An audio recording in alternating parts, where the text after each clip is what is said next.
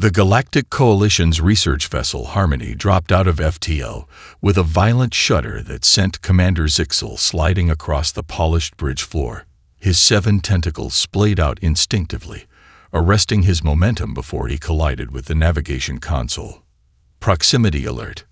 cried the helmsman, her voice modulating through the series of melodic clicks that indicated extreme distress in Arcturian speech. Unknown structure directly ahead. Zixel righted himself, chromatophores rippling with annoyance across his cephalopod-like head. The view screen flickered to life, revealing what had triggered the emergency protocols. "By the 7 moons," he whispered. Hanging in the void before them was a vessel of impossible proportions, nearly 4 times the size of the Harmony. Its hull was a study in brutal functionality, angular, matte black, and bristling with what could only be weapons emplacements. Battle scars marred its surface, testament to conflicts of unimaginable violence. "Life signs," Zixel demanded. Science Officer Talora's crystalline form pulsed with azure light as she interfaced directly with the sensor array. "Inconclusive. There's something. Minimal energy readings consistent with biological preservation systems. They appear to be in some form of suspended animation." The bridge fell silent as the implications settled over the crew. A massive warship from an unknown species, dormant but not dead, had appeared in neutral space, a region where no spacefaring civilization had established permanent presence. "Assemble the xenorchaeological team," ordered Zixel after a moment's hesitation. "Full containment protocols." The 5 specialists gathered in the docking bay, each representing the diversity of the peaceful coalition. Security Chief Cragg, a Vordulek whose silicon-based biology had evolved on a high-gravity world, checked his defensive barrier projector, standard for first contact scenarios, but rarely needed in the Coalition's 10,000 years of peaceful exploration. "I don't like this," he rumbled, voice emerging from vibrating plates in his rocky exoskeleton. "Look at the impact patterns on the hull. That vessel has survived weapons fire that would vaporize our research ships." Medical Officer Nima, a shimmering pool of sentient protoplasm contained within an environmental suit, formed a concerned pseudopod toward the view screen showing the derelict. "The biological readings are unusual. Extremely resilient cellular structures, unlike anything in our database." Technician Pip, barely reaching Cragg's knee in height, nervously adjusted the 6 manipulator arms extending from his furry torso. "I've completed preliminary scans of their communication systems. They're using frequencies we've never encountered, modulated in patterns suggesting a binary language structure." Commander Zixel studied the assembled team. "Our mission remains observation and peaceful contact. This vessel appears dormant, giving us an opportunity to understand its origins before formal first contact becomes necessary." The docking collar extended with pneumatic precision, connecting to what appeared to be an emergency airlock on the alien ship. As the pressure equalized with a hiss, the inner door slid open, revealing a corridor illuminated only by dim red emergency lighting. "Atmosphere compatible with all our physiologies," chirped Pip, consulting his analyzer. "Gravity approximately 1.2 times Coalition standard." As the team crossed the threshold, the dormant ship seemed to sense their presence. Strips of lighting along the floor flickered to life, creating a path deeper into the vessel's labyrinthine interior. "Is it guiding us?" whispered Talora, her empathic abilities detecting something unsettling, not quite consciousness, but purpose. They ventured forward, unaware that their presence had already triggered silent protocols deep within the ship's systems, and the sleeping giants within were beginning to stir. The corridor had branched into 3 separate passages, each identical in their stark utilitarian design. No decorative elements softened the angular metal bulkheads, function wholly dominated form. "This architecture suggests a species that values efficiency over aesthetics," observed Zixel, running a tentacle along the oddly textured wall. "The material absorbs both sound and energy impacts." Pip scurried forward, his 6 arms working independently as he scanned a series of symbols etched beside a sealed doorway. These markings appear regularly throughout, likely a directional system or warnings. The symbols were angular and precise, arrows, numbers, and pictographs that defy the Coalition's universal translation matrices. One symbol appeared more frequently, a stylized bird of prey with wings spread, clutching something in its talons. An emblem of authority, suggested Telora. Perhaps their governmental symbol. As they ventured deeper, the passageways widened into a cavernous chamber that caused even Crag to halt in astonishment. The ceiling soared at least 30 meters overhead, while the floor dropped away into multiple tiered levels connected by ramps and mechanical platforms. It's a training facility, Crag realized, his rocky form tensing as he recognized the purpose of the various apparatus. Combat training. At the chamber center lay a humanoid form that initially triggered alarm until they realized it was synthetic, a training dummy riddled with punctures and slash marks. Naima extended a pseudopod to analyze the damage patterns, her translucent form rippling with distress. These aren't random. Each mark targets a vital area. Precise kill points. She withdrew, molecular structure agitated. The patterns suggest training for efficiency in terminating opponents. Telora moved toward a control console, her crystalline structure reflecting the suddenly brightening lights. As her hand passed over the surface, holographic projections sprang to life, simulated opponents of various morphologies, all with highlighted anatomical weaknesses. They've studied different species, she whispered, categorized by vulnerability. The projected beings were diverse, some reminiscent of Coalition races, others wholly alien. But each animation demonstrated fatal attack sequences. Most disturbing was the clinical precision of the simulations, devoid of hesitation or restraint. Suddenly, the floor beneath Pip shimmered and changed consistency, nearly swallowing the small technician before Crag yanked him back. The section had transformed into a viscous semi-solid. Environmental adaptation training, Crag muttered. They prepare for combat in variable terrain. As if responding to their presence, another section of floor began shifting, this time into a replica of craggy mountain terrain. Walls retracted to reveal what appeared to be climate generators capable of producing everything from Arctic conditions to desert heat. A species that trains this extensively for war must face constant threats, Zixel observed, or perceives everything as potential danger. Pip, recovering from his near sinking, accessed a terminal junction. I'm detecting massive power usage deeper within the ship. Something's activating. The team pressed onward, passing through a series of chambers that told an increasingly disturbing story. Medical bays designed for combat trauma, automated repair stations for weapons maintenance, and sealed rooms whose purpose they could only guess at. Throughout it all, the lighting continued to guide their path, leading them inexorably toward the ship's core. Telora suddenly froze, her crystalline form vibrating at an alarming frequency. Something's aware of us. Not fully conscious, but watching, analyzing.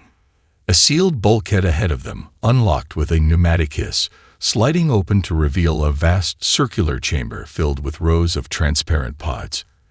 Inside each pod, barely visible through condensation, lay a bipedal figure. They're waking up, Telora whispered, empathic senses overwhelmed by the stirring of thousands of dormant minds. And they know we're here. We should withdraw, Zixel decided, backing away from the pod chamber. If they're reviving, first contact should follow established protocols. Before they could retreat, a faint vibration hummed through the deck plates. Maintenance systems awakening, perhaps, or security protocols engaging. Pip's handheld scanner emitted a warning chirp just as hidden bulkheads slammed down with startling speed, separating the team. Commander, Crag's voice came through their communicators, distorted by interference. Security Chief Crag and Science Officer Telora, isolated in Section 42B. No immediate danger. Medical Officer Nema and I are with Technician Pip, Zixel responded. Stay where you are. We'll reconvene once. Commander, you need to see this, interrupted Telora, her normally melodic voice strained. Crag and Talora found themselves in a chamber unlike any other aboard the vessel, where the rest of the ship emphasized functionality. This room possessed an almost reverential atmosphere. Soft, directed lighting illuminated display cases lining the walls, each containing objects of diverse origin protected behind transparent barriers. Trophies, Crag realized, examining a jagged blade of unfamiliar design. Artifacts from victories. The displays contained flags with unknown insignia, weapons of varied technological advancement, fragments of alien technology, and even what appeared to be pieces of hull plating bearing the scars of battle. Each item possessed a small plaque with human writing and dates. "This isn't a simple trophy room," Talora observed, her empathic abilities picking up lingering emotional imprints. "It's a memorial." She approached the chamber's center where a holographic projection cycled through images of Bikdal figures in uniform. Their faces varied in pigmentation and structure, but all wore the same solemn expression. "They're commemorating their dead," she whispered. "These objects aren't celebrating conquest. They're remembering sacrifice." Crag rumbled uneasily. "Sentimentality about war. That's unexpected." Meanwhile, Zixel's group had discovered something far more disturbing, a laboratory filled with biological containment units. Each transparent cylinder housed tissue samples, organs, and in some cases, complete preserved specimens of diverse alien physiologies. Taxonomic studies, Nema observed, her gelatinous form cycling rapidly through color patterns indicating distress, but focused exclusively on vulnerabilities. Pip interfaced with a terminal, his 6 arms working feverishly. "I've accessed their classification system. These aren't random specimens. They're categorized by threat assessment. Look at this designation, the swarm." The display showed a chitinous creature resembling an earth insect, but scaled to sapient proportions. Detailed annotations highlighted weak points in its exoskeleton, chemical susceptibilities, and behavioral patterns. "This isn't mere scientific curiosity," Zixel said gravely. "It's strategic intelligence gathering." Nema extended a pseudopod toward another sample, a modified human tissue culture. More disturbing still, they're altering their own biology. These are engineered adaptations to enhance combat effectiveness against specific threats. A sealed door at the lab's far end suddenly cycled open, revealing a communication hub. Screens displayed star charts of unfamiliar regions, tactical overlays, and damage assessments. One monitor flickered to life as they approached, showing footage of a massive space battle. Human vessels, outnumbered but fighting with coordinated precision against a swarm of smaller, organic-looking ships. "They call themselves humans," Pip announced, downloading data. "This vessel is designated UNSC Relentless, a forward deployment ship for special operations." The footage showed a human outpost being overrun by the insectoid creatures, defenders fighting with desperate valor as evacuation ships launched. The final frames captured a human officer triggering what appeared to be a self-destruct sequence, consuming the base and attacking forces alike. "They sacrifice themselves to deny advantages to their enemy," Zixel observed quietly, a concept almost incomprehensible in coalition ethics. An alarm suddenly blared throughout the ship, followed by a calm female voice. "Revival protocol initiated. Command staff emergence in 3 minutes. First contact contingency engaged. Reconnect with the others," Zixel ordered, his pigmentation paling with urgency. "We need to withdraw to the airlock." The ship's lighting shifted to a pulsing blue, guiding, or herding, them back toward the central corridors. As the separated teams converged at a junction, emergency lighting illuminated directional indicators on the floor. "It's leading us somewhere," Talora noted. "Not to the airlock." "Override accepted," announced the ship's voice, redirecting xenobiological entities to Observation Bay for first contact protocol. The team exchanged glances, realizing they'd lost control of the situation. Resistance seemed futile aboard a vessel designed for warfare, so they cautiously followed the lighted path. "Stay alert," Crag warned, defensive barrier projector at the ready. but avoid threatening postures. They entered a hexagonal chamber with transparent walls, a containment area designed for studying unknown life forms. As the door sealed behind them, atmosphere sensors deployed from the ceiling, analyzing their biological signatures. Arcturian physiology detected. Medusan crystalline matrix identified. Vortulak silicon-based biology confirmed. Quillian hexapedal structure registered. Morphean protoplasmic composition noted. The ship's voice catalogued with unsettling precision. Species database updated. They already know our species classifications, whispered Pip. How is that possible? Before anyone could theorize, the opposite wall became transparent, revealing an adjacent chamber where a cryostasis pod hissed open. Mist cascaded over its edges as hydraulic systems raised its occupant to a seated position. The human emerged with methodical movements, a female by their morphology, approximately 2 meters tall with dark hair cropped close to the scalp. Her skin bore intricate markings that might have been decorative or functional, and a neural interface glimmered at her temple. Most striking were her eyes, alert and evaluating despite just awakening from suspended animation. She spoke 3 words in a language the translation matrix couldn't decipher, then paused, studying their reaction. When none came, she cycled through different phonetic patterns, clearly attempting various first contact protocols. Remarkable, murmured Naima. Her neural systems are fully active without warm-up period. Their cryostasis technology must preserve cognitive readiness. The human pressed a hand to her neural interface, eyes unfocusing momentarily. When she spoke again, it was in a close approximation of Coalition standard. I am Commander Sarah Chen, Executive Officer, UNSC Relentless. Identity yourselves and state your intentions.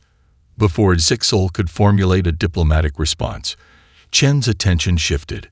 Through the transparent wall, they saw display screens activating around her, showing sensor readings and tactical overlays. Her expression hardened as she received information through her neural link. Swarm scout vessel detected at system periphery. She announced, all attention to the aliens temporarily suspended. Emergency revival of command staff authorized. Throughout the ship, additional pods began their awakening cycles.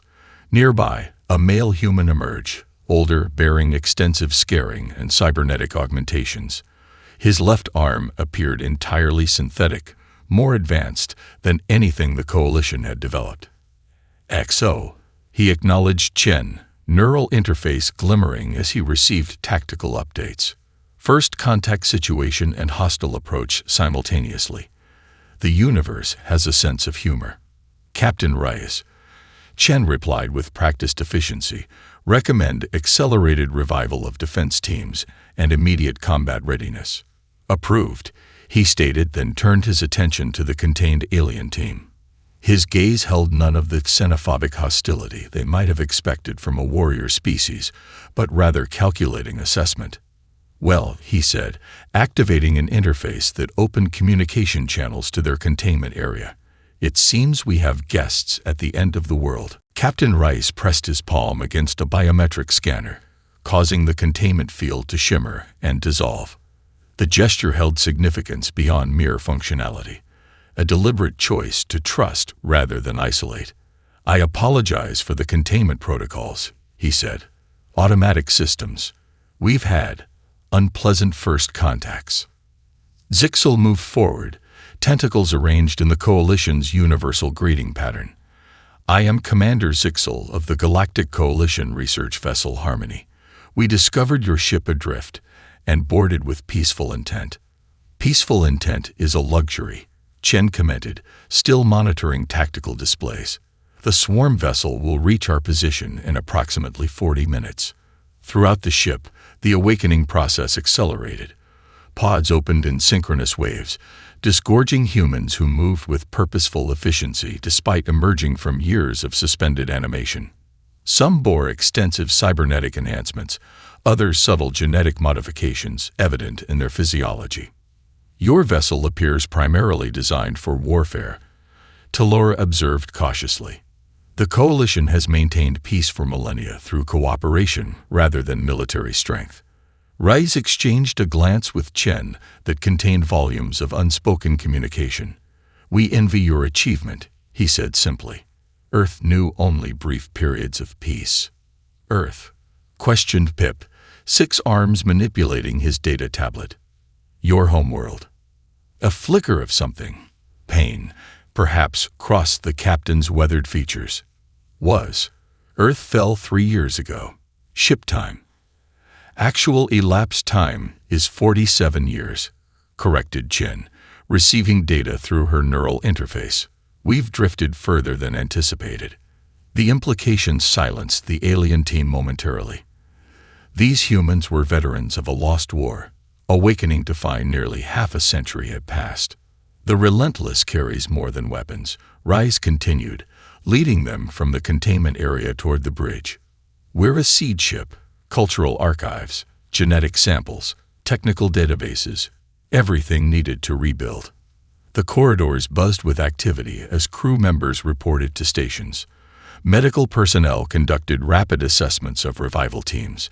Technicians brought systems to full power, and security teams established defensive positions throughout the vessel. "Your civilization appears centered around military preparedness," observed Nima, morphing her translucent form to keep pace. "Is this cultural or circumstantial?" "Both," replied Chen without hesitation. The swarm forced adaptation, but humans were already proficient at warfare. We fought each other until we found something worse to fight. They reached the bridge, a command center dominated by holographic displays and neural interface stations. The view screen showed both the approaching swarm vessel and the coalition ship, still docked at the airlock. "Your vessel may be at risk," Rise informed them, settling into the command chair as neural filaments extended to connect with his implants. "The swarm consumes all organic technology it encounters." "Organic technology?" questioned Crag, his rocky form tensing. "The Harmony uses conventional materials. Their sensors are limited at range," Chen explained, interfacing with tactical systems. "We could mask your ship's energy signature with our hull, but that would mean remaining docked during combat." Zixel finished the thought. "A significant risk." Reyes's expression remained composed, but his eyes reflected the weight of command decisions that had shaped his existence. "We've faced the swarm for generations.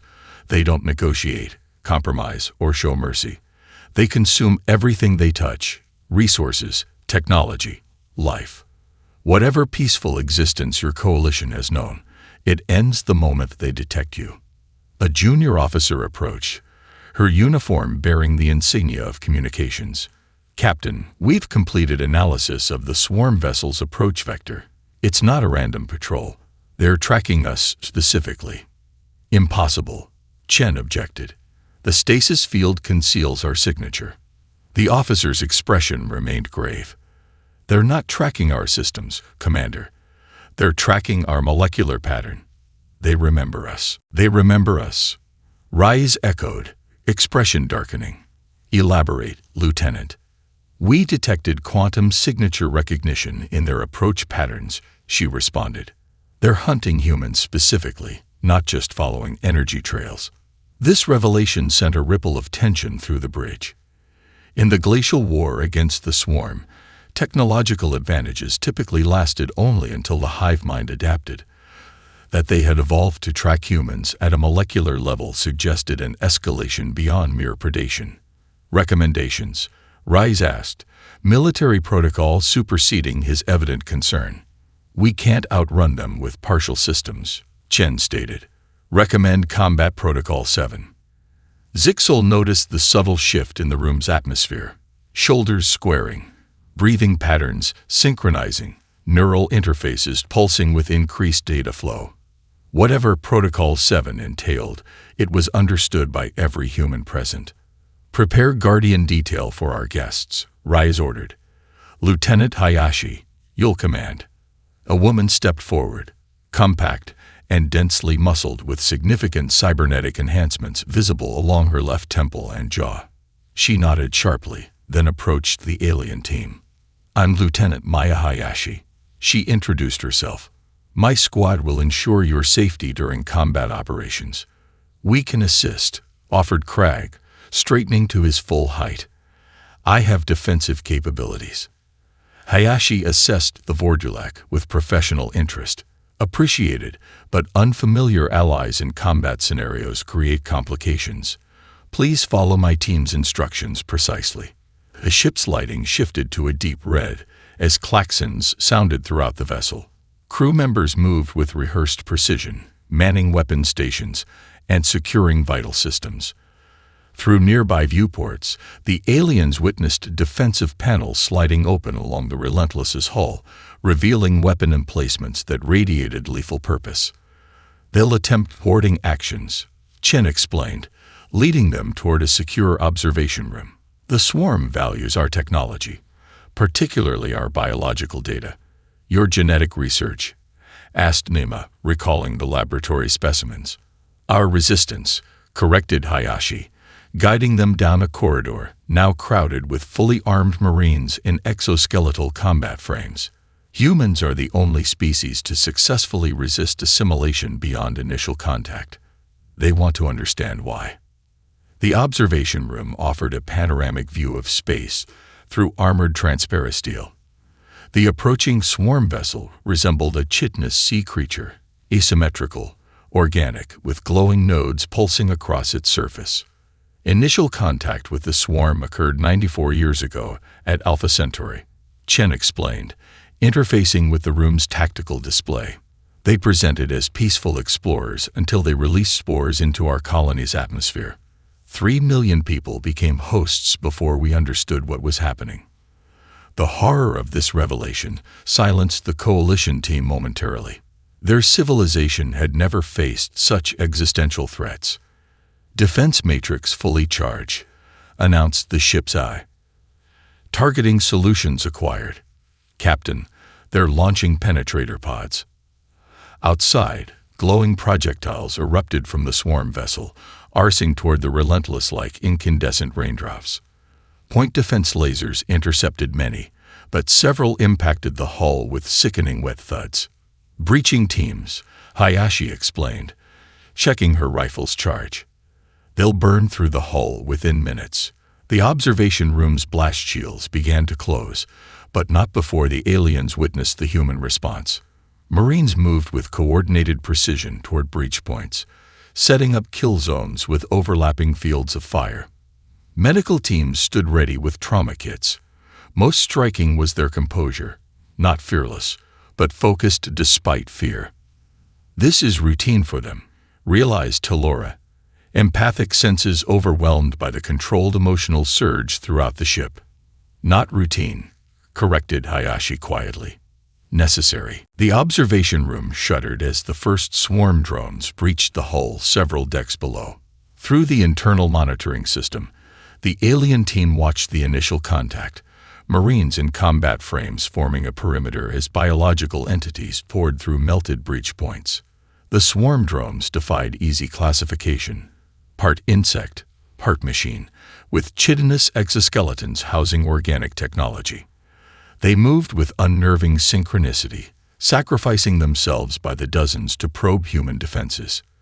They're testing response patterns, Hayashi explained, monitoring the feeds. The first wave identifies weaknesses. The second exploits them. Gunfire erupted through the lower decks, not energy weapons, but projectiles designed to shatter exoskeletons without triggering the regenerative responses that made energy weapons less effective against swarm physiology. Your weapons are primitive, observed Crag, watching Marines reload mechanical rifles. Deliberately so, nodded Hayashi. The swarm adapts to energy signatures. Physical trauma remains consistent. A violent impact rocked their section, and warning lights flashed along the corridor outside. Hayashi's neural interface pulsed as she received tactical updates. Breach on this deck, she announced. Weapon ready. Fall back to secondary position.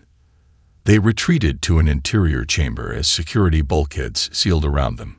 Through the reinforced viewport, they caught glimpses of Marines engaging swarm drones in close-quarters combat. The humans fought with ruthless efficiency, covering each other's movements and executing coordinated strikes against the numerically superior force. Their combat doctrine is remarkable, admitted Cragg with professional appreciation. Minimal communication, maximum coordination. Neural tactical nets, explained Hayashi. We share battlefield awareness. A sudden explosion rocked the corridor. Through billowing smoke, a swarm drone, larger than the others, with specialized appendages, scuttled toward their position.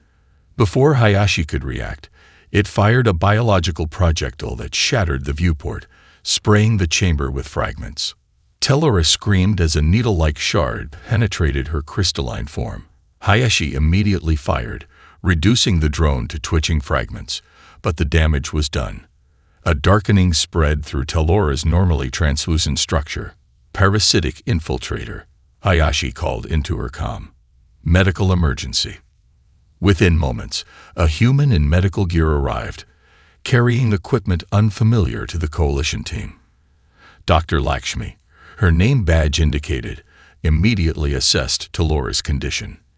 Neural parasite, attempting to establish hive connection. She diagnosed, preparing an injection system. I've seen this before. What is happening to her? Demanded Zixel. The parasite creates a connection to the hive mind. Lakshmi explained, working quickly. First it accesses memories, then rewrites neural patterns for assimilation. Tellura convulsed as the crystalline matrix of her form darkened further. Lakshmi administered the injection, a nanite suspension that illuminated the spreading contamination from within. Hold her steady, the doctor ordered Cragg. I need to isolate the parasitic cells before they reach her cognitive center. What followed was a desperate procedure combining advanced medical technology with improvised techniques. Lakshmi extracted the parasite fragments with microsurgical precision while administering counteragents that disrupted the neural linkage. After tense minutes, Tellura's crystalline form began clearing, her normal luminescence returning. But as she regained consciousness, she trembled violently, her natural light patterns chaotic. I saw them, she whispered. I felt the hive mind. What did you perceive? Asked Lakshmi, her scientific curiosity momentarily overriding medical concerns. Consumption without end. Tellura responded, still shaking. They've devoured 12 galactic civilizations before encountering humanity. They don't conquer, they incorporate. Knowledge, biology, technology, all absorbed and repurposed. She clutched Zixel's tentacle with unusual force. They've never encountered the coalition before. But now, through me, they know. They know about the coalition now. Zixel's statement hung in the air as the implications settled over everyone present. Captain Reyes and Commander Chen arrived minutes later, their uniforms bearing evidence of direct combat. The bridge had been temporarily compromised, forcing command operations to relocate. The swarm vessel is preparing another assault wave, Chen reported. Our conventional weapons are effective but insufficient against their numbers. Reyes studied the alien team with newfound gravity. Your civilization is now in their awareness. The swarm doesn't forget, doesn't abandon targets. They'll follow your vessel back to coalition space. There must be a way to prevent this, insisted Zixel.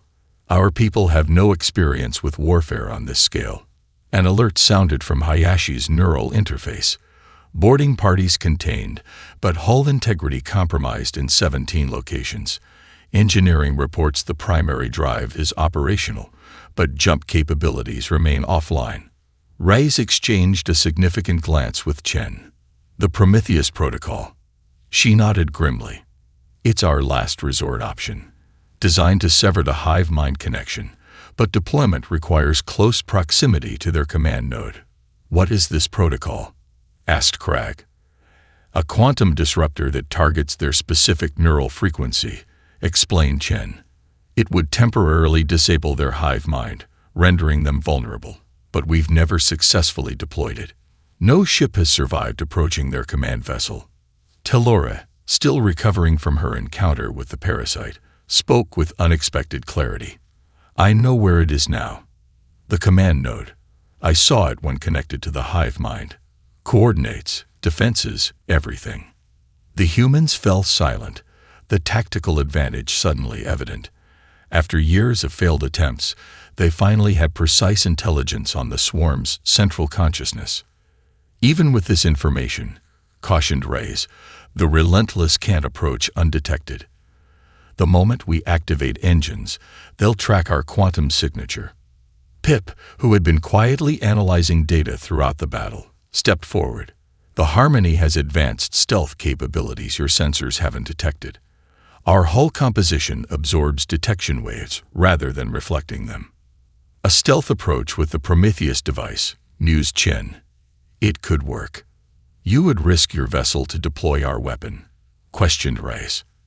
Zixel's chromatophores shifted to the decisive pattern of his species. The Coalition has maintained peace through cooperation. If the swarm threatens that peace, we must adapt or perish.